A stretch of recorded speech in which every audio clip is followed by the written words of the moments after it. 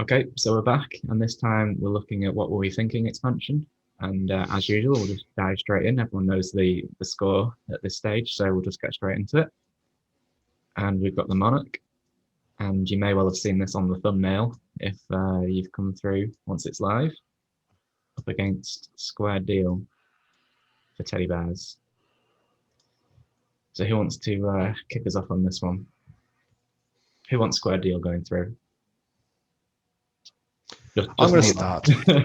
I'm going to start. So I struggled picking my top threes this week. There was for variable reasons that the rock stars for me, they didn't blow my skirt up whatsoever. I had a real tough time picking my fave. Now I actually ended up putting Monarch top of the choices. Now I kind of regretted that almost as soon as I'd submitted them to us, but the reason why I put him up, the reason why I put him through is we're looking for the best card, right? We're looking for the best card. Now, in his faction, he is the engine, he's the driver, he is the best card in his faction because he makes his faction work. There's searching for the groupies. The groupies are the thing that's driving the point scoring. That's what makes the Monarch particularly good. But you take him out of that faction, you put him in anything else, and he is completely useless.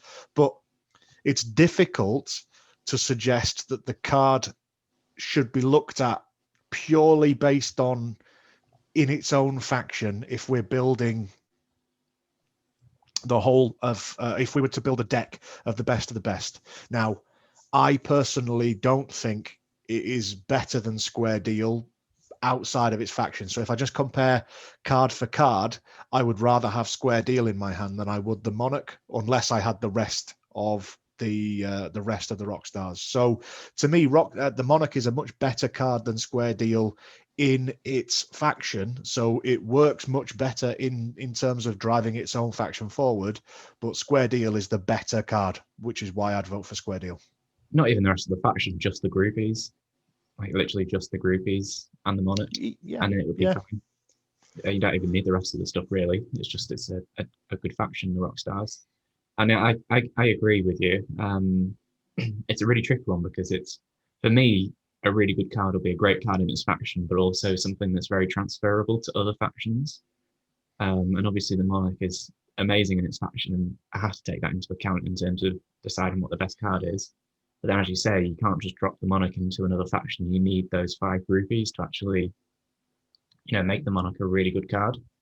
And it is great in the faction. You can draw a groupie every turn. You can recycle the groupies from the discard pile. You get that. You can build up for that 10 power drop, and there's not much that can do that.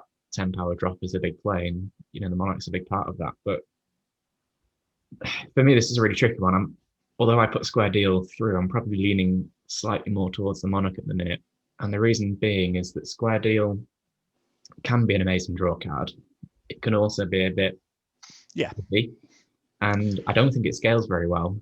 So at 4 players, you've got 3 other players' hands to kind of keep an eye on, and like the hand counts can go up and down every single turn. So a Square Deal might be quite good on one turn, and then 2 turns later, it's not very good, and like you're constantly waiting for that really good moment to try and play it. And for me, you want to be playing it when you're drawing at least 3. So oftentimes you'll have to work quite hard to run your own hand down, maybe to your own detriment, to then play Square Deal. Whereas what you want to be doing is hoping that other people are building their hands up. Just naturally through playing the game, you can play Square Deal and draw 3, 4, 5 plus cards. And it is a great draw card. Don't get me wrong. I think it does scale quite poorly through the player counts. At 2 players, you can really concentrate on the exact moment to play it. You can maybe do something about it. It's a bit more in your control. 3 players, it's okay, and then 4 players, I think you're really struggling to maximize the value of this card. So for me, I'm probably putting Monarch through just because of the strength in its faction. But I think in future rounds, it's going to be more of a struggle for Monarch to keep on progressing through this tournament for me. And before Luke wraps up for us and actually makes the final decision, I completely agree with everything you're saying. And I'm not going to make the case for any more of Square Deal or any more of Monarch. I think the Monarch, like we've said, in its faction is a really good card. But outside its faction, it's not a very good King Minion. And to me, I don't really care which one of these 2 goes through because, quite honestly, none of them are going to get any further. So do you want to wrap up So- on this? Yeah, I think the Monarch is better. I think it's very poorly worded. I think it's not. It's a little bit ambiguous to what it does, but I do think having that constant engine of being able to retrieve a groupie every turn from either destination, basically guaranteeing that you can get one every single time, is very powerful. And I think combining that with the action card that lets you do a similar thing is also very strong. I think if you collate them all together and you drop 10 power, it's a massive play, and then you're just slowly pulling it back out. It's a bit like Tenacious Z. Tenacious Z comes out your discard pile for a 2 every turn. You can get one of them out the discard pile for a 2 every turn if you played it down. So it works in the same way. Z's better though. Well, Z stands on his own, yeah. So you don't need 2 cards to fulfill the same purpose. But if we're talking about recursion and getting a power 2 out, Monarch helps you do that. I think you just have to bear in mind what the Monarch's actually doing. I'm happy to put the Monarch through, by the way, over Square Deal. I don't really mind either way, but I think you just have to bear in mind what the Monarch is doing, okay? All you're doing is getting a groupie out of your discard or getting a groupie out of your deck. Now, that's fine, but to use it requires other cards. To use that groupie effectively, to be able to play that groupie effectively, requires other cards, requires other parts of the faction. I agree that it's the driver. I said that it's the driver of the faction, but that particular card only allows you access to one groupie per turn. Yeah, and the problem is if it had put a power 2, if it had put search your deck or discard pile for a power 2 minion, it would be too good. So they needed to limit it to your own power 2 minion. So that's why it's so specific. But I agree. It would be too good, but I also think it would be then portable and transferable and usable outside of the faction. My problem with the Monarch is outside of the faction it is useless. Thing is, it's most comparable to Venus Mantrap for Killer Plants, which search your deck for a power 2 minion and immediately put it into play, which has its advantages over the Monarch and has its disadvantages over the Monarch because you can't get from your discard pile, you can't necessarily put it to hand. But I feel with this card, with the Monarch, you're only really going to get one full 10 power drop with it because the base the Monarch's on is probably going to break. So yes, over the period of 5 turns, you'll accumulate the groupies and get a big drop, and that's nice kind of value over time because you're drawing an extra card every turn, which is good. But then I think the issue is just that, as I say, you're probably only going to get one big drop out of it, and then the base. And that's if you play it properly as well. Especially in a 4-player game, the Monarch is doing very little. You might get one draw out of it. So I accept what you're saying, and within its faction, it is the engine, it's the driver, but outside of its faction, to me, it's completely useless. And if we're looking for the best card in Smash Up, it's not even close. I think it's harsh to take it out of its faction, but I think it's fair to consider how it interacts with the other faction in your combination. Yeah, fair play. I think the point is the groupies, and however you manipulate that, it's a 10 power drop within 5 turns or less. It's not. I wouldn't say it is 5 turns. I'd say you might have one in your hand. You might draw into a couple. You might in a 4-player game, you're not getting 5 turns with a Monarch on the field. No, but anyway, we'll come back to him after. All you need is to collect your groupies over 5 turns. You don't need him to be out during that combination necessarily. You might have a couple in, and he might help you get the last 2 or 3, but he will help you speed up getting to your 10 power drop. Chicken soup. Interested in pairing this one because they're 2 completely different cards, like such vastly different effects on these 2. Now, obviously, we were all big fans of Chicken Soup. I think it was 1, 1, and 2 in terms of the seedings. I don't know what Idaho Smith was, but it certainly wasn't as popular as Chicken Soup for the most powerful card in its faction. I mean, obviously it wasn't. It was a 2nd seed. So, who wants to? Anyone want to make a case for Idaho Smith? I really like him. I don't think he's better than Chicken Soup. I think he's a really good king minion. The level of what he lets you do compared to some of the others is so different. And not all the Explorer cards, really, it's so different being able to play cards from the base deck. And to Swarm, I've had him in my hand and done a great combo that just, boom, broken the base. You're just waiting for that one huge play that lets you break a base on your own, and that's how it works. But you are very at the mercy of what base comes out, and I think that's the only real downside to him. But adding 5 power plus swarming, doing a full sail, really, aren't you? Yeah. But you're sort of forced to put it on a base at random. So I think he is a king minion plus full sail, which, when I put it like that, it makes it sound fantastic, I think. But I do think Chicken Soup is better on the basis that immediately at the end of your turn, those 2 cards come back into your hand, and they're not limited to minions or actions or anything. That's obviously within the grannies. You can put them at the bottom as well if you wanted to do it that way, and use some of the other cards that let you draw off the bottom or the top. But it lets you, if you want those cards in your hand and you don't have any other grannies cards to manipulate them, it lets you put 2 cards from your discard pile right back into your hand within 1 turn, and I think that's superb.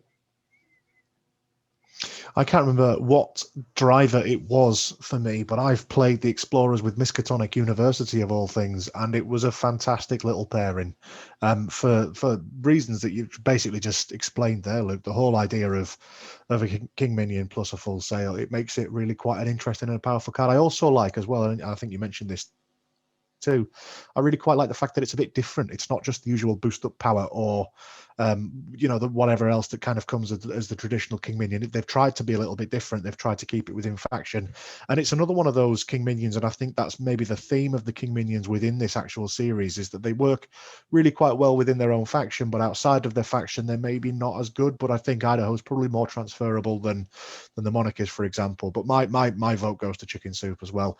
And I know we've just been talking about how well they work within the faction. Well, in the Grannies faction as well, you could pick up 2 different cards.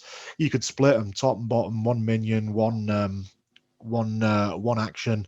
You could pick whatever it is that you want to get back out and really strengthen a game from that. And obviously with Grannies you can play top and bottom, and without any deck manipulation you've got yourself a really, really wonderful card there. I thought the fact that you can pick any 2 cards to me is super duper powerful, and keeping your best cards in play. We often talk about ripping through your deck to try and find the best cards, the winning cards, the cards that you want to be able to use.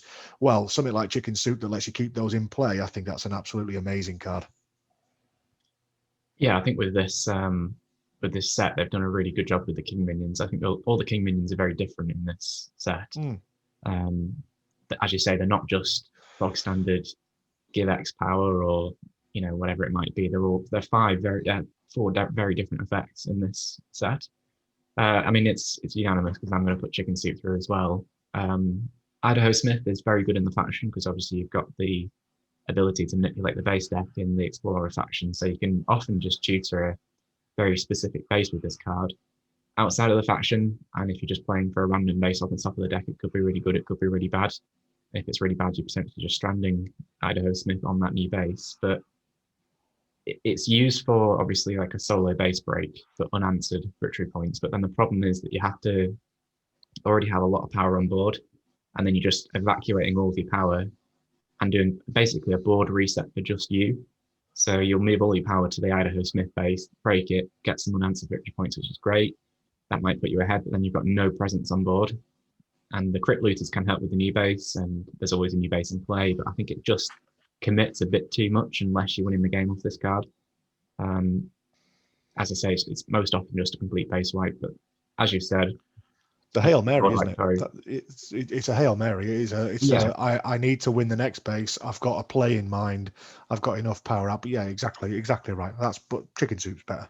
But as you've said, Chicken Soup, amazing. Best recovery card in the game, I think. Oh, it's so good. In fact, any 2 cards, minions or actions, top or bottom of the deck, and it's up to 2 as well. That's something I think is overlooked, is that you don't have to take 2. So if you've got 1 really good card you want to get back and 1 trash card, you can just pick the 1 good card and put it to the top, for instance. You don't have to take 2. So for me, it's Chicken Soup. Luke, I forget, was Chicken Soup the card that Mark insulted us both and messaged us earlier on this week and said he didn't think we were intelligent enough to recognise Chicken Soup as a good card? I think it was, wasn't it? He said, well done, guys, for knowing that's a really good card.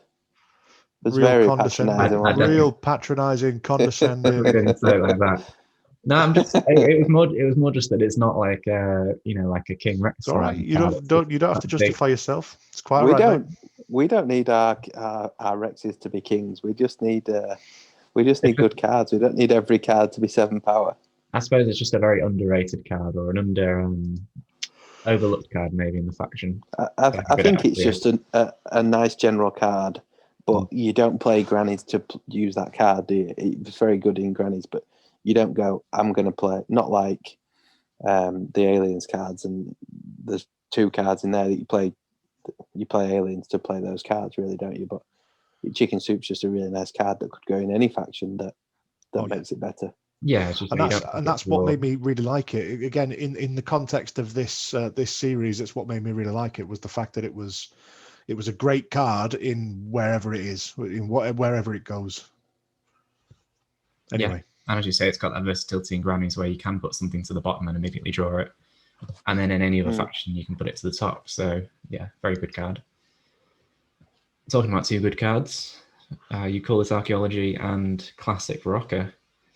And Classic Rocker, I know it went through on a tiebreaker, didn't it, Luke? I think you decided Classic Rocker to go through for the 2nd place seed because we had a couple of clashes on the Rockstar front. Yeah, I think it's good. I think having 4 power out and the passive abilities is just nice. I think I prefer you call this Archaeology. I love cards that keep minions around after base scores. That's my thing. That if you could put one thing on my smash up gravestone when I die, it's keeping the first mates around. Anything that lets you retain a minion after a base scores is my jam. So I prefer that. I do like Classic Rock. I think it's a good card. It's a solid card. The breakpoint thing's almost a bit irrelevant because you're not going to put it on a base without. It does limit you a small amount, but you might strand him rather than put him on a base that you're trying to break. But particularly in a 4-player game, you've got enough bases out that you're gonna have one out there that's 21 or higher. So I think we mentioned we mentioned this with the Monarch as well, didn't we? Really, Classic Rocker is another product of the sum of its parts, where it likes to have there's cards that allow breakpoints of bases to be amplified or reduced to 21 based on how high they are or whether they're over or under or however many things you've got on it and stuff. I don't really get the whole idea of the Rockers. I've never really been excited to play them. I've been on the other side of a couple of grippy drops before, and yeah, they're okay. They're perfectly okay.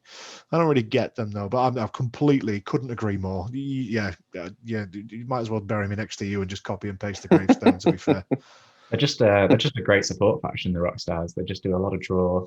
They're just a solid support partner faction. And as you say, Luke, the talent is kind of irrelevant because you're never going to play this down on a base that doesn't have at least 21 power.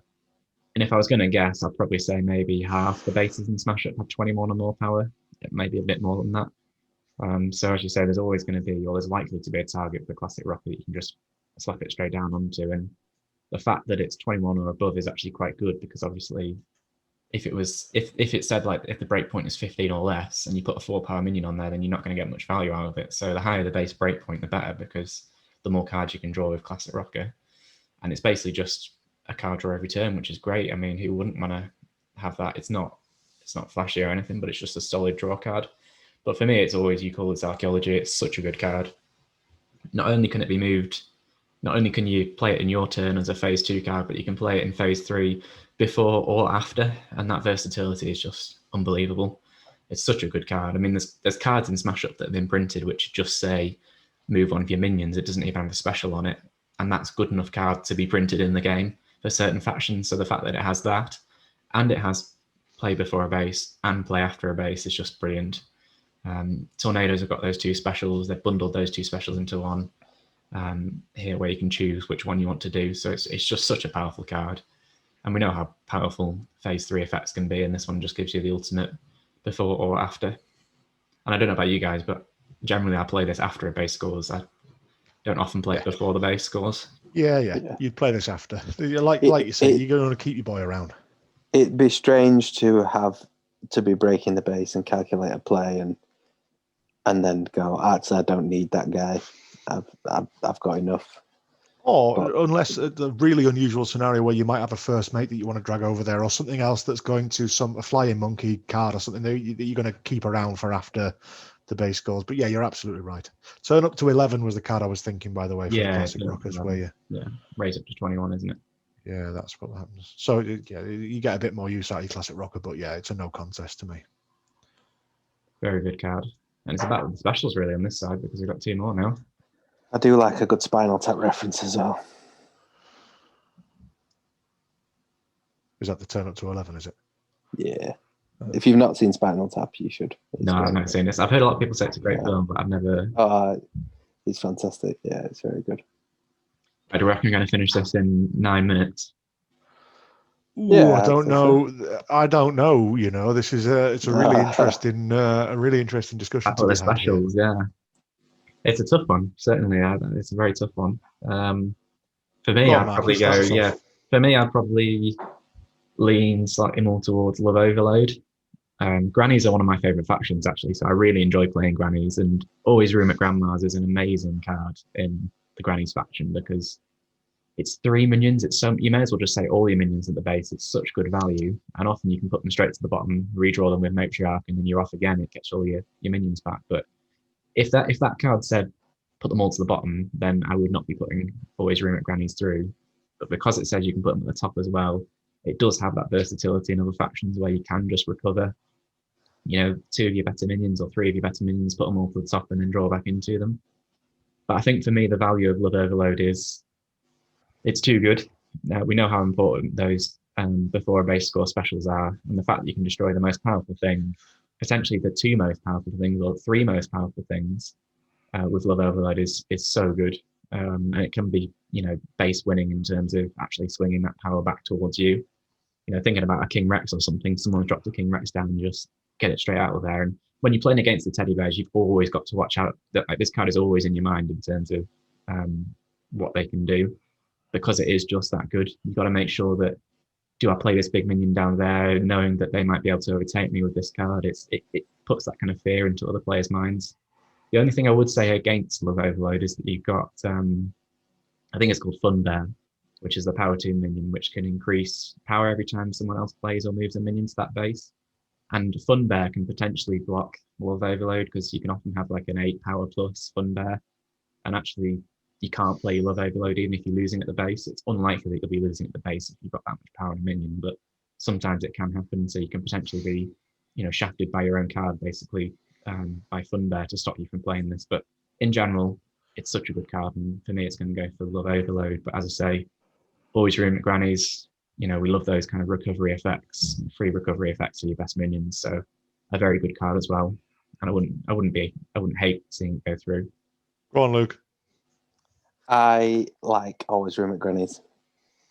That's my winner of these two. The problem with Love Overload for me is it's just short of that little bit of extra control. Destroy the minion with the most power. In theory, there'll be times where you're breaking bases and you've got the most power. It almost, you want to destroy the minion of the most power that isn't your own, and that card would then beat it for me. But there's just not quite enough control over it for me to make it. I do like it as a card. I think there are times when you break the base and you go, right, get rid of those. And particularly if you take 2 or 3 minions out in one go that aren't yours to win or take the base. But I think there's a chance when you're playing this game, you're going to have the highest power minion on the base, and that's a wasted opportunity to play that card. I think getting up to 3 minions back that can rescore a base, particularly with stuff that can play itself down, particularly with the recursion and things like that, it's always worth having at least a choice of those minions in your hand. Plus, you can get how powerful King minions are. I just can't resist that chance to get a King minion back or some of the really powerful minions in the game back into my hand. Oh, I'm struggling here because to me, this is There Goes Tokyo Part 2. It's not quite as devastating as There Goes Tokyo, but it is really devastating, and I am much more about the devastation than I am the reclaiming. But that said, 3 cards, 3 of your minions back is such a powerful.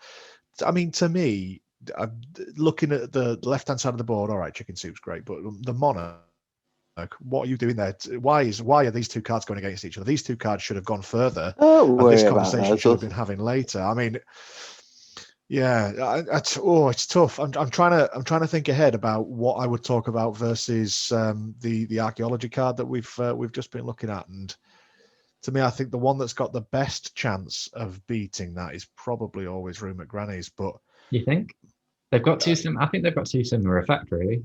Always room it But- because you call this archaeology to save one of your minions on a face. my choice is going to be with Love Overload. I think the card to me it's too exciting to use, and I've had it used against me so many times where particularly Adam has got me with Love Overload so many times where I've done a big play, worked out so that I've been planning to do some enormous drop with I don't know, Musketeers or something where you're building up to some ridiculous chain, you've put some wallop down, you've dropped 18 power or something all onto one minion, and all of a sudden you get Love Overloaded off the base, and it's just so frustrating, but also so, and like Mark said, it's so swinging, so powerful. Plus, it's the instantaneous play, it's the instantaneous effect of that. Whereas with Reclaiming Your Minions, you have to go through that process of actually getting them back out, playing them back down, and building up the power again. And it almost, and yes, they are your best minions, and yes, they're going to give you your best effects and stuff back, but it's almost like you have to try to replay that bit of the game. Whereas with Love Overload, you're changing the game, and that's why I think I'm going to go with the Love Overload of the two. But I'd be happy with both of these going through, and you could replace the Monarch with always Rue McGranny's for me. Yeah, always Rue McGranny's is definitely the slower card in that you basically setting yourself back a turn because you're then drawing them again and playing them again the next turn. So it's certainly a slower card, whereas Love Overload is just instant benefit. I also think it's the more fun, it's the more exciting card out of these two, which I think is what I like here. Yeah, and again, the same with Chicken Soup is you can place up to 3. So if you only want to get one minion back, you can put one minion to the top. So it does have that flexibility. You don't need to take 3 if you don't want to, which is obviously just an added benefit to the card. But if you think about some of the minions, the strength of some of the on-play actions of some of the minions, always Rue McGranny's lets you play them again. And if you're in a faction that doesn't let you pick up like aliens or do that kind of thing, that can be really powerful to get 2 times the on-play actions for at least 3 minions. So I'm not sad to see Love Overload go through. I just think always Rue McGranny's is better, but I just like having the control of my own minions. I don't like putting it in. I know you're sort of in control of when you play Love Overload. You could ask me tomorrow. And I would probably, and I might say always Rue McGranny's, and you'd ask me the next turn, I'd say Love Overload. It's about as close as a pairing's been for me, for which one I actually want to see go through. But I prefer. There's just something about Love Overload that makes me excited about wanting to play that card. Whereas always Rue McGranny's is a great card, but are you excited to play it? I don't know. I don't know whether that's even a fair metric to judge on what to use. It's probably just the rainbow and the sparkles on the Love Overload card that's getting me excited about it. I don't know, but that's got great art. But just on always Rue McGranny's, it's one of these cards that in that faction you probably only want to get your matriarch and maybe your grandma. I think it is the power 4 minion back. You don't really want to get the others back. So the faction doesn't really have great targets for always Rue McGranny's. And what I would say about the Grannies is that they have probably the best draw engine in the game. They will draw through the deck so fast, and then you get back your discard pile anyway fairly quickly, and then you can obviously just manipulate your deck further and then just get the stuff you want to the top or bottom regardless. So it's great at the time, but it's maybe a little bit surplus to requirements with the Granny specifically, just because of how fast you go through your deck, especially if you've got a matriarch out. It's just unbelievably quick. So for me, it's probably weaker in the faction it's in, really, in that in another faction it would be a better card, really. But yeah, are we putting Love Overload through? Yeah, you are for me. Cool. So next up, we've got the Monarch and Chicken Soup in the first semi-final. What are we thinking on this then? It's a pretty easy one for me, this. Again, for the same reasons that we were talking about before, I like the Monarch as a driver in its own faction, but to me, you're looking for the best card. Chicken Soup is the best card out of the two of these. I didn't even vote the Monarch before, so it's a pretty easy discussion for me anyway. But arguably, objectively, just looking at this, Chicken Soup is a miles better card. It's so much more versatile. The fact that you are playing the grannies when you're using this card, so you're placing 2 cards from discard, so you're recycling cards. Luke was saying about his gravestone and how you want to keep a minion in play. Well, there you go. You're playing from your discard pile. That's how you keep a minion or an amazing action in play. You're getting some of your best cards. I was going to say Time Warp, but that doesn't work, does it? But you're getting some of your best cards back in terms of after they've been used, and the fact that it says card, so it's not minion, it's anything, action or minion or one of each, is what makes it so super powerful to me. And I realized by saying we are playing in faction, and then that also means that the Monarch is obviously playing in faction, but even in faction, and I think we kind of discussed this before, the maximum you're going to drop down is 10 power, which, all right, fair enough, is a lot, but it's going to take you potentially 10 turns to be able to do that, unless you've got another card which is going to allow you to chain groupies or chain play something, or chain find them, or do something which the Rockstars can do. But again, that's looking at the strength of the faction rather than looking at the strength of the card. So if I just look at the 2 cards, individuals, as they are, is getting 2 power out and putting it in your hand every turn for as long as that card is on the playing field. And I think we can objectively say that 5 turns is probably more than fair to say that that's how long that card's going to be around for. So 2 power a turn every turn, or is two cards that could potentially change the game completely going to be more useful out of your chicken soup? And to me, it's the chicken soup. Yeah, one thing we didn't mention in the last round for Monarch is that the Rockstars do actually have other cards that can search the deck and recover and recycle the groupies. So the Monarch's ability isn't even, it's good, but it's not even like that unique or essential. Or exclusive. Yeah, exactly. Exclusive. They can get away without the Monarch, I suppose. It wouldn't be as good, but they could. Well, I think that probably speaks to the fact that you're only drawing 1 every time. I think it speeds the whole process up. So I don't think this runs the same way without Monarch. I think you do still need him. I think they all add together to make it actually you able to drop the 10 power fairly regularly, at least once a game. Yeah, it's better with the Monarch, and I mean the Rockstars aren't struggling for draw, and this just helps. It's effectively draw a card every turn as well as what the Monarch says. You're drawing a very specific card from your deck or your discard pile. And from your discard pile is great as well. I mean, we're talking about chicken soup now. It's always good to be able to recycle cards, especially good cards that you want to play.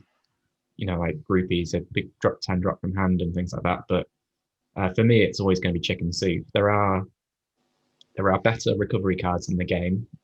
So there are cards that can specifically replay actions from the discard pile. There are cards that can specifically replay a minion from the discard pile, but it's always limited to 1, and it's always just 1. No, sorry, it's limited to either minions or actions, and it's limited just to 1 of them as well. Whereas Chicken Soup, I think, is the best universal recovery card in the game because it gets you any 2 cards and put them on the top of the deck, which if you're not playing it immediately, and if you're not putting it to hand, putting it to the top of the deck is the next best thing. And, imagine putting Invader and Terraforming to the top of the deck, for instance, if you're playing them with the aliens, and that's just insane. And any other 2 very good cards. So yeah, for me, it's probably Chicken Soup just because it has that versatility of being good in the faction and being very good for any faction as well. It made my All-Star faction because it is the best recovery card in the game, I think, just for universal Invader and Beam Me Up, so you get another 2 free guaranteed victory points. Well, in my faction, the play would be to get Invader and Cosplay, and then you just play Invader and then play Cosplay, and you get 2 victory points. This card basically gets you 2 victory points in that instance. Faction. But yeah, it's not reality, but you can get that kind of power level back with Chicken Soup. And I will just say the same thing about always room at Grannies for Chicken Soup, and that the Grandmas, the Grannies as a faction, have a very, very smooth, fast draw engine.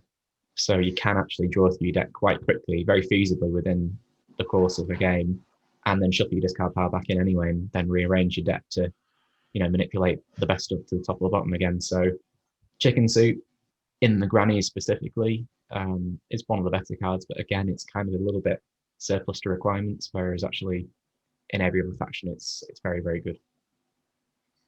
Yeah, make that 3 orders of Chicken Soup. 3 orders of Chicken Soup, very good. I'll have a bowl as well, please. Grandma's Chicken Soup. You got any croutons? Now we're talking. This one's going to be tough, I think. Not Yeah, for I me. think so too. Is that because I I- compared? Is that because I compared Love Overload a little bit to Tokyo? No, I would have had a harder time if I had always room at Granny's here instead of a Love Overload. But even so, I'd still be picking You Call This Archaeology. Mark touched on how actually versatile the whole card is. There might be a time when you use it just to move a minion. I doubt it. You'd probably save it for your special, but you can just move a minion at any time. And you can play it before, basically any time, before or after base battles, or just during your turn. It might be worth it to you to just move a minion during your turn. There's other cards in the faction that do it, but it's so versatile. It lets you keep a minion, bring him away. If someone's trying to break it, let's say someone's trying to break a base with Eliza on it, you can move it away. You just take it out. That they're trying to remove a card from play that you want to be around, keep it around, or use it to score the base, keep it around. Couldn't agree more. Yeah, it's great. I genuinely couldn't agree more. It's nice to agree, Luke. Normally you and I are butting heads. No, I couldn't agree more. I like Overload. I really do like Love Overload. I like that this is special. I like that I get to destroy some stuff and then I get to change the game. But you're telling me that I get to keep the minion in play, actively in play right now? Yeah, give me that special. You Call This Archaeology all day. Which I guess kind of flies directly in the face of why I picked Overload in the first place. Because really, I could have kept 3 of them in play just by choosing the card. Maybe we need to go back and reverse that decision. God, the art that got me. It's the art that got me. See, I told you could ask me on a different day. Should we scrap this Either whole way- series and go right back to core set now and just start again? I think either way for me, You Call This Archaeology wins, which is why I wasn't too upset about Love Overload. Yeah. And you know, always really Granite. I think I agree as well. The fact that I get to keep it in play is what makes it better for me. I think if you had a consistent way in Teddy Bears to manipulate the power of other players' minions, so you're always hitting 2 minions with Love Overload from 2 different players, then I think it would be a much closer run thing. But you can't reliably do that. You can't. There are times where you hit 2, maybe even 3 minions with Love Overload, and it's an unbelievably swingy card. But those really big upsides don't make up for the fact that most of the time you're just destroying 1 minion, power 5, power 4, something like that. And sometimes it's maybe even your own minions, so you'd never going to play it. But yeah, for me, it's You Call This Archaeology as well, just because it's incredibly versatile. And, you know, as you said, you can play it before the base scores. That might be enough to win you the game. Or you can play it after the base scores and save one of your big minions. And I was just thinking about, I just said on Facebook the other day, what a good sheep pairings, and Explorers came up a few times, and one of the plays with this particular pairing is that you play I Said No Camels to give you flock +1 power counters each, and then you move your flock and another minion. So like you call this Archaeology in a scoring base, you move like a black sheep away, your whole flock goes with it, so you're potentially moving, you know, a massive amount of power, especially if they've had the guy +1 as well. So this card can potentially be a second base break in that specific combination. That's how strong this card can be. So I think for me, you know, the fact that you can break a base and then potentially even break another base with that post special movement is just really, really strong. As good as Love Overload is, and as much as I like Destruction, I think it's going to have to be You Call This Archaeology for me. I think Love Overload does base itself on the fact that you're trying to play a lot of teddies rather than high-powered teddies. But I think when you reference Fun Bear, I think he starts at 3 power, doesn't he? And then starts at 2, and he goes up very quick. Yeah, and then starts going up. So I think that's sort of counterintuitive to the rest of the bears, isn't it? But I think you touched on a really good point there. Is that I hadn't realised this until you mentioned it then. But you have a card in your faction that is a come from behind card, and what does that say about the faction? Is that they're often coming from behind, which maybe kind of leans more towards, well, they're quite a weak faction for breaking bases, and that you need to kind of swing those bases back to towards you. So it's a good card, but I suppose it just are we saying that the faction itself it's in is maybe quite weak, and that you have to always be, you know, playing Love Overload to kind of swing the base back in your favour? Maybe. I like Teddy Bears. I think that they seem powerful. Every time I've seen them in game, I always seem to fear the Teddy Bears a little bit. They always do seem to pick up Like you say, they seem to pick up power, but I wonder if that is a case of they just have to ramp themselves up a little bit, robots-like, before they have to start to be quite good. Lots of small plays. The good Eliza faction, I think. Yeah, teddy bears. They're a faction. They're similar to dragons in that they've got obviously a very different playstyle, but they've got lots of really unique, interesting cards. But I think the minions for teddy bears are just terrible. I think that's the problem, really. Apart from the fun bear, the rest of the minion package is just awful. And I like Sir Squeezes. Too. I like Sir Squeezes too. I don't know. It's not my thing. Sir Squeezes, but they've got those snuggly bears, those 1 power snuggly bears, which are just kind of it's just quantity rather than quality. Play them with sharks. It's just chum. Yeah, it's just powering up the sharks, basically. Exactly. Good final, this. Yeah, it's a really interesting final. Yeah, it is. It's interesting. It's two very, very different effects. Very different effects. And I don't know which way I would be leaning here. Because every faction kind of needs both of these effects, really. If you're building an ideal faction, you want both of the effects.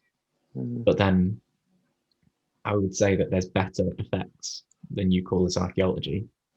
And there's not necessarily any better effects than Chicken Soup. Like Chicken Soup in its category is the best card in that category of card. Whereas you call this archaeology in that category of card, I wouldn't say is the best one. Which is kind of how I'm looking at it right now. To me, we've got another one of those classic, I don't actually mind which of these cards wins final, which is rare because normally I come down pretty aggressively on one side or the other. I think I'm favouring Chicken Soup in terms of the cards that I would like to see go through, and that's purely because I have the option of taking a minion or an action, or one of each, or both of either, and I get to place them wherever I want to within the deck. And considering the manipulation that you get on the deck with the grannies, I think that's what, to me, gives it Chicken Soup over the archaeology play. That said, keeping your minion in play and just the play that you literally just described, moving your black sheep and then flocking everything else over, is a phenomenally powerful play. And it's not the only one. And like I say, there is a play, and I can't remember, it's not coming to me off the top of my head, but there is a play in Miskatonic University where a similar thing happens, where you've powered lots and lots and lots of things up using some extra madness. And I know we've not really talked much about that, but there goes archaeology is one of the drivers behind that particular play. It's the same sort of concept as flocking your black sheep. So I could fall down on either side of this. I'd be reasonably happy or reasonably comfortable to put one of either of them through. So if there's one that you're particularly passionate about, convince me that way around. But I'm leaning more towards Chicken Soup. I like both, but you call this archaeology fits more to the way I play. I think you'll both have seen me building up a Spartan, building up some mad scientists, building something up, trying to make something powerful, giant ants, building something that I then want to keep on the field. Yeah, I like picking factions with king minions that like to stay on the board rather than burst. So while they're both great and very, very useful, you call this archaeology fits more to what I enjoy about this game, which is trying to build a very powerful or unstoppable combination or minion or something that I then want to keep out on the field. Whereas Chicken Soup just lets you access two of your cards in the deck again, which is very, very powerful, but it's sort of dependent on what's written on the cards a bit more than what I've done to the cards, if that makes sense. What I've changed about the faction or how I've made my board state versus just using two cards again that are good cards. Interesting point that you make there as well, Luke, in terms of where you get Chicken Soup. So if you get it towards the back end of your deck, the back end of your hand, you're playing it for pretty much anything that you've used, but you're just about to get that back anyway. If you get it right at the start, you have to hold it until you've used some good stuff before you can actually use it and reclaim it anyway. So it's just a kind of dead card for a little while. So it is almost situational. Maybe you're swinging me. Maybe Luke will win one of these. I genuinely don't mind which wins this. If we can go back in time and you can join my side for when we're fighting against Tokyo, that'd be good. But no, never. But or if we can bring Body Shot back, one of those, that'd be nice. But it's dead. I don't mind which one of these two wins, but I would rather see that you call this archaeology in my hand when I play this because it just fits what I do a little bit better. But Chicken Soup is very heavily dependent on it. Does it probably let you play things like your terraforming a bit more aggressively, a bit sooner if they come out? Yeah, probably. It lets you not save it as much for a rainy day because you know you can get it back. But I still think archaeology is better. Yeah, certainly you're right in terms of the later you play Chicken Soup, the better, because you're going to have access to better cards, or certainly more cards in your discard pile. When you shuffle your discard pile back in, though, you don't necessarily get the cards back straight away. Obviously, you have to go through the whole process again with grannies of reordering your deck again. So it could be a while until you see them again. So it's not necessarily the case that you get access to them straight away. If, for instance, you had no deck left and next turn you're definitely shuffling in, you'd still play Chicken Soup to get those 2 cards immediately to the... Oh, sorry. Obviously, if you had no deck, you're shuffling in anyway. But if you had like 1 card left in deck, you play Chicken Soup, put the 2 back on, then draw them, and then next turn shuffle in to create a new deck. So I think you're still always playing Chicken Soup to, obviously get your 2 cards back straight away before shuffling into the deck. It's a tricky one because I think if you're talking about what makes the most impact, you call this archaeology makes the most impact when you play it. It's a more impactful card, way more impactful than Chicken Soup because it just gets you 2 cards at the top of the deck. That's not an impactful play.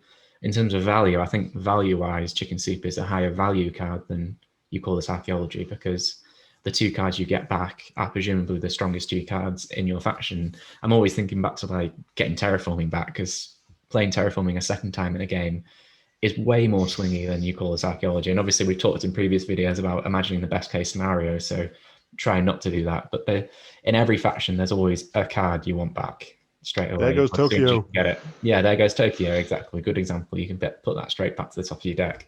Ooh, that would be so good. And you can even go Lightning Rescue to play Chicken Soup to put 2 cards at the top of your deck. You can play it as a special Chicken Soup. But God, yeah, it's a really didn't we good set one. fire to that Japan video? Didn't we put that in a chest and fill it with weights and put it in a river? It is on YouTube. It is not Ark of the Covenanted. You can't Jumanji that video. That's just not how it works. Needs to be. Go on then, Mark. Wait, what are you voting? I don't know. I'm voting Chicken Soup. Chicken Soup's my vote. I genuinely don't know. It's archaeology for me. There we go. You got the deciding vote. You got the deciding vote. And honestly, I don't mind which side of this comes down on. I am completely neutral on this. It's mostly just allowing you a chance to vote to add a bit of controversy to the final. We could always just leave it at that and then do a poll and let people vote.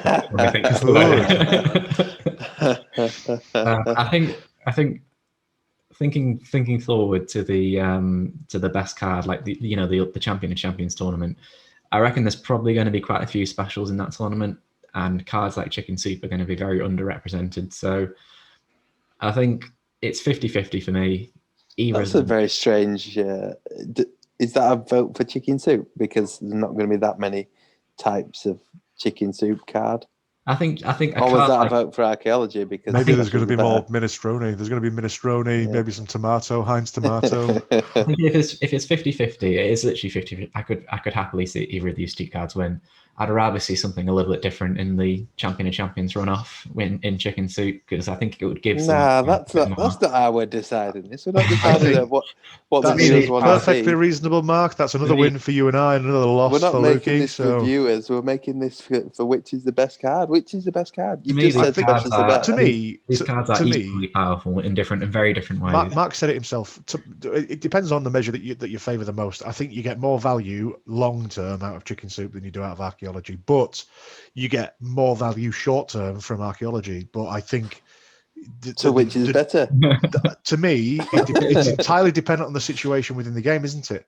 But you can't say which is better for sure. We can't factor in for every situation within the game. You're right, and because of that, I get more choice with Chicken Soup, so I think Chicken Soup is better. I think I do know now anyway, because it comes back to the first thing I said, which was if you're making a category of what are the best recovery cards in the game, Chicken Soup is at the top of its category. Whereas if you're making a category of what's the best special card in the game or before or after a base scores card, you call this archaeology is near the top, but I don't think it's, for me, it's the best in its class. But then you're not weighting that for which is better out of specials or recovery. Yeah, but I mean, It's like saying this is the best movement card versus the best recovery card. That's not a fair fight. No one cares about movement. And no one cares about recovery. I think, as I say, Chicken Soup, this sort of card probably doesn't get the love it deserves. And I think, as I say, if I was to, how I'm thinking about it now is more about you have to remember, Luke, in their faction, you call this archaeology and Chicken Soup are probably about equal. Outside of their faction, again, it's very, very close. They're probably about equal. Then if I was thinking a bit more widely in terms of like in its category of cards, so like Chicken Soup recovery, you call this archaeology, special phase 3 type cards. Chicken Soup probably, like, this is like the, you know, when it goes to like goals for, goals against, and then you go like other tiebreakers. This is probably like the third tiebreaker for me in terms of like, if you're looking at categories of cards, then Chicken Soup is probably the best in its class. I think that's probably what's swinging it for me. It's just, it's very. You have to remember, Luke. Me and you aren't intelligent enough to understand just how good Chicken Soup is. So. Yeah, that's probably why I prefer. See, that's why we just don't. We don't quite understand. We're just not quite up to that intellectual level. Never going to let that go. Until the next time when something else happens. We need to do Big in Japan again, and then it'll move that on. And we can talk about something else. No, yeah, I think, as I say, for me, it's so unbelievably close. This is probably the hardest final. It's not like I don't think it's the best final in terms of the power of the cards. I think it's the hardest final just for how close they are. So I think I'm gonna go Chicken Soup on this one. Okay, I'm happy for Chicken Soup to win. But I also think we need to do a poll between these two cards. I would like that. Better. I'd like that. Get a poll on. Which one do you think should win?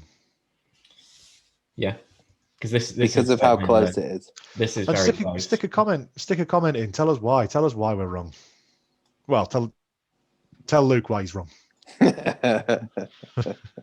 It's just one of those things. I think people just like specials, and understandably, they change the game the most. But the sexy play. They're a sexy play. Sexy play. It is. It's the sexy play. It is.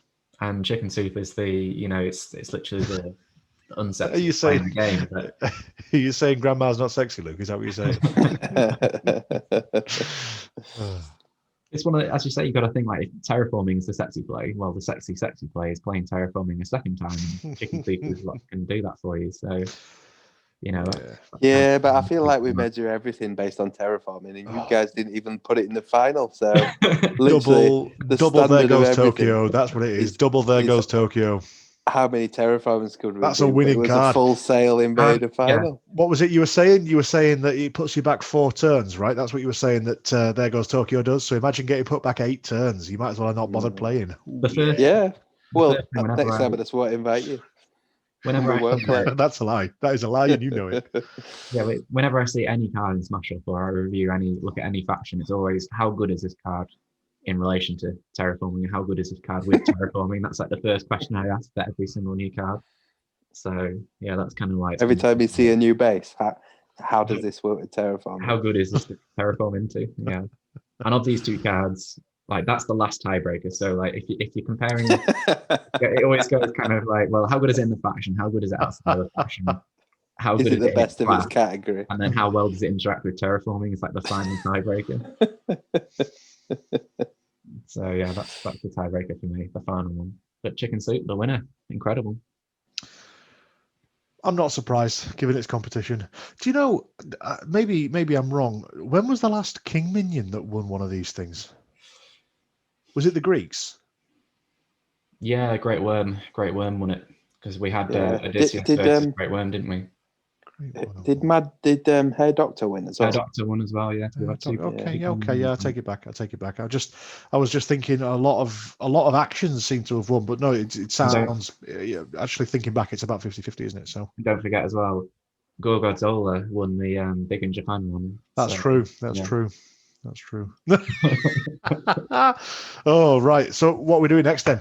We're doing Elder Thing. We're going to get our Elder Thing out. Well, should we wrap this one up, and we'll talk about the next one? We've got loads of time. I think that was quite a short one for us. So, Please yeah. vote on which one you think is best. Yeah, we were generally torn on this one. We couldn't really.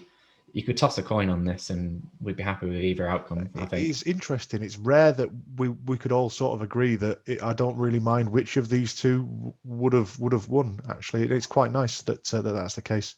I'm sad that the Monarch went as far as it did. I don't think it should have even been on the screen, even though I put it down as my number 1 seed. So it's just, yeah, Rockstars, not a great faction, but like I think Mark said it as well earlier on, a good support faction. They're a great support faction. They give you a lot to draw, a variety of plays from the minions and things like that. So they're a good support faction, certainly. But yeah, I think with that being said, I think we'll wrap it up now, and we'll talk about the next one. So thank you very much to like and subscribe, joining me again.